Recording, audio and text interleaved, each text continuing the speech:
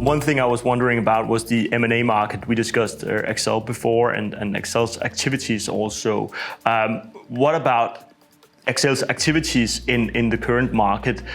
Because I would assume that we have a lot of different expectations as to valuations. Just to take one example, has Excel slowed down the investments activities, or how have we worked during the crisis?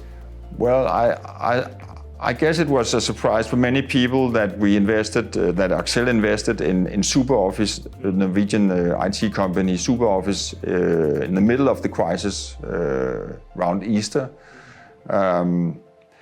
Christian Schmidt-Jacobsen, our managing partner, has stated that Excel will not be investing a whole lot for the next year to come.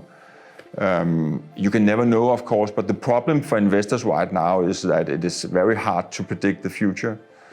And sellers of companies would like, of course, to have the same prices as they can see are paid at the exchange, the stock exchange, where you can see prices are still quite high, which is very hard to understand.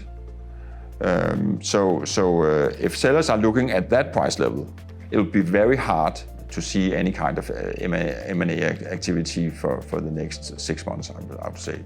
We need to know more about what the future will bring. Also, you don't know about the COVID-19. Will it come back come autumn? Will we have another crisis there? It's very hard to predict the future. What we can see is that certain sectors are more investable than others. Of course, IT companies that are not depending on one market, companies with solid supply chains are more investable than others. Well, do you ever think we will ever see Excel going into the consumer businesses again, entertainment businesses, travel business, all those kind of sectors?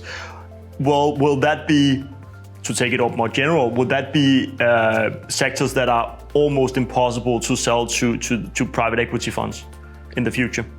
I think many investors will look at those kind of companies, and if they are to invest in those companies, they would like to have a considerable discount.